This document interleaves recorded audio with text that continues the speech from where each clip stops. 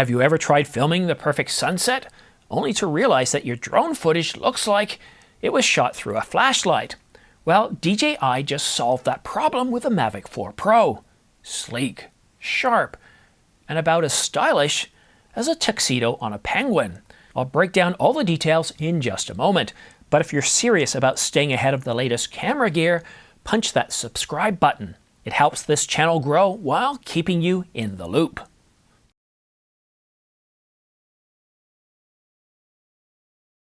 We have more leaks on the Mavic 4 Pro, and the latest party trick, well, it's bound to get many of you excited. It certainly got me excited. We finally got information on the DJI Mavic 4 Pro's electronic neutral density filter. That's right, folks. No more training pigeons to swap out filters mid-flight. It's like giving your Mavic 4 Pro sunglasses that adjust themselves. And for those of you not sure what a neutral density filter or ND filter is, these are filters that reduce the amount of light entering the camera, allowing for a more smoother motion blur and better exposure in really bright conditions. Essentially, it's like putting sunglasses on, only a variable ND filter adjusts how much light is restricted or permitted.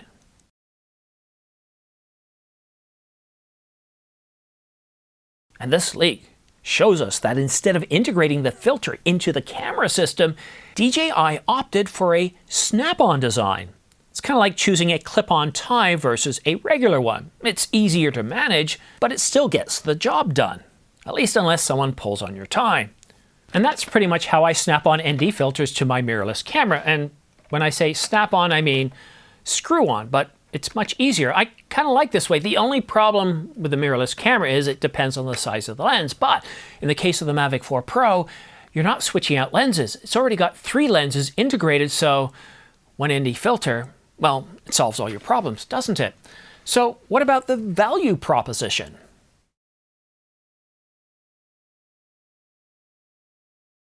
These new ND filters are priced at $220. At least that's based off of this slide that we got from a couple of months ago.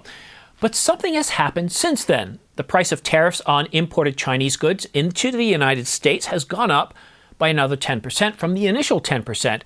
And then we just got the whole tsunami. I think they went up to 45, then to 65, then to 105, 145, and in some cases up to 245%. So I am unsure how this is going to translate. Now, could these roll back to some degree, the tariffs? Certainly, they certainly could. Could DJI decide to not ship them into the United States until this kind of blows over a little bit? Yes, they certainly could. I mean, we've seen this with some other product announcement. I believe the Canon RF 75 to 30 millimeter, well, it's been announced. There's nothing about it being sold into the US market at this point. So with the announcement coming, what, next week now? Is it next week? I'm getting all my dates mixed up. Let's take a look here. Bring up the calendar. It's supposed to be May the 13th. No, it's 2 weeks from today. I almost freaked me out a little bit. Why would it almost freak me out? Well, for the very simple reason is we don't have a time or a time zone at this point. So it's supposed to be announced on the 13th. But ND filters, they're very, very useful. I love them, but I stopped using them because I have so many different lenses, and to be able to switch them out for different cameras, lenses, I decided to just do things a little differently. And because I'm mostly shooting video, I'm shooting with Canon Log 2, it gives me a lot more freedom that with most lenses, I don't have any issues with overexposure. That Canon Log 2 really helps out. But if I'm not shooting log, then yeah, if I'm shooting outside on a sunny day, I'm going to be overexposed. Canon, can you come up with a better option for ND filters? Perhaps electronic internal ND filters with the R5 III? Perhaps I should write that down. I'm going to put that on my wish list. So R5 III internal ND filters, or at least the R5C too. That one's probably far enough along that it should have it, right? What else? Did I miss anything? We're talking about the price for the ND filters. Yeah, okay. So I think $220 is pretty fair. And if the price, remember, these were all pre-145 to 245% tariffs. We were looking at around $2,200, $2,250 for the Mavic 4 Pro by itself. And then it went up to around $3,200 for the Fly More bundle, and then $4,400-ish for the Creative Combo, where you get the RC Pro 2 controller. The other ones don't get the RC2 Pro controller, at least not as part of a package. And of course, if you're getting the base unit, well, you could purchase the RC2 Pro controller separately. I don't really know what's happening with pricing, and we hopefully should know that soon. Hopefully, on the announcement date, we actually get pricing for the US market. I really don't know what's happening here, folks. It seems that we're getting more and more carve-outs. I pay a little bit more attention to what's going on in North America. When it comes to vehicles, at least, we've noticed that if you're compliant to the USMCA trade agreement, then you're not going to have to face any tariffs.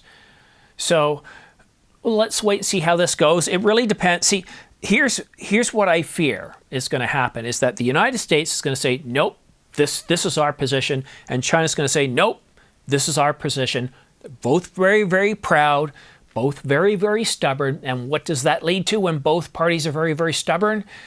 Well, we don't have any progress. And so what that could end up leading to is a growth of the gray market in the United States. And so you'll have people importing them surreptitiously into the United States and selling them as a gray market item. And a gray market means it's actually a legitimate good. But the problem with gray market items in North America, Canada, and the United States is, well, if you try to get it in, take it into service, they'll say, sorry, this is from a different country, we won't cover it. Now, if you're in Europe, you're going, what's the big deal? Because people in the UK for a long time have been importing their cameras from Hong Kong and getting them serviced in the UK. Why? Well, because Europe has certain laws that doesn't matter where it's from. If you have a product, you have to service it. And the prices in the UK for Canon cameras are very, very high. You can save £1,000 or £600 over the price. So I think if we continue to see the prices where they are today, there's going to be people, companies, looking at ways to get around that. And I think the gray market is one of the ways to do that. Also, DJI could try to set up, it's not called drop shipping, but what they do is they develop agreements with companies in other countries, which is why we see tariffs on Vietnam and Cambodia, because the US wants to cut down on that. Because, okay, tariffs on China? Okay, we're going to ship all of our stuff to Vietnam, and then they're going to ship it to the US, no tariff, right? So it's really hard to say what's going to happen, but within 2 weeks, we should have an idea of the pricing, availability, whether it's going to be in the US, what the pricing is going to be, and all that stuff. Will it change? Potentially, but it's like predicting the weather here. I don't get into the politics of it, but it is going to impact the pricing here because DJI is a Chinese product made in China. And even a base unit, if those tariffs apply to it on May the 13th, so we're looking at what, let's say $2,200, multiplied by that by 2.5 times, you're what, north of $6,000, maybe even $8,000. That's a lot of money. That takes a product from something that's affordable within that price segment to throwing it way up into the industrial price segment. So it's a little bit startling. Now I do have, you'll notice that for much of this video I have smart pre-order links down below for B&H, Adorama, and Amazon.com. Those might work. I don't know what's going to happen, again, on May the 13th, based on what I've just said.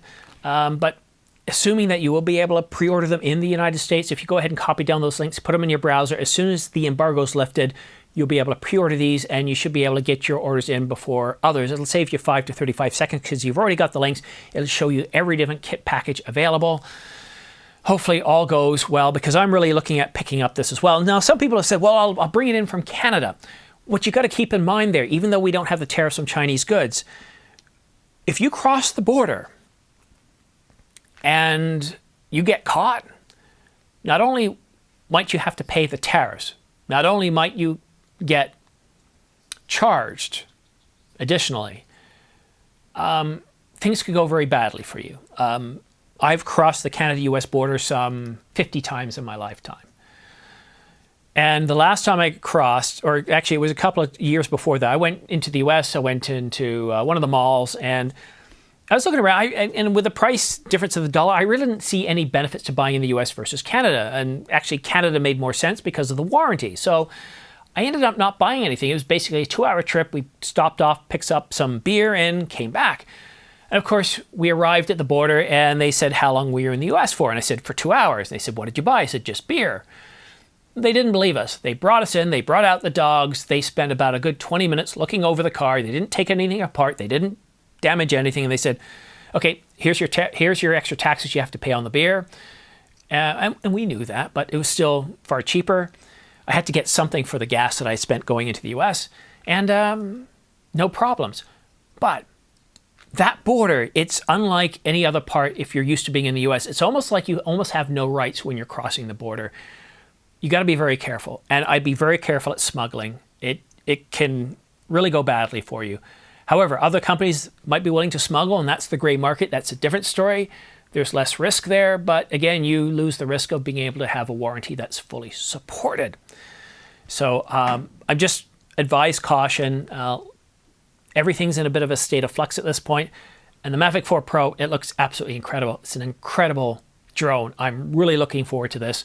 Oh, I almost forgot. I have leaked footage, and it's from the YouTube channel Winging It Podcast. They claim to have leaked footage of the Mavic 4 Pro in flight, high resolution, 4K, and a big thanks to them for letting me preview this video for you. You can watch the entire footage on their site. I've got the link down below, but it looks absolutely stunning. Stunning shots, great panoramic vistas, absolutely breathtaking. It's video footage like this that got me to buy the very first Mavic Pro.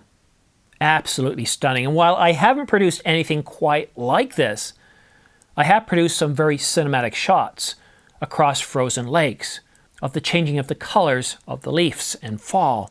Absolutely stunning stuff. I love it. I only took my Mavic Pro out about 3 to 5 times a year, but when I got the shots, they were incredible.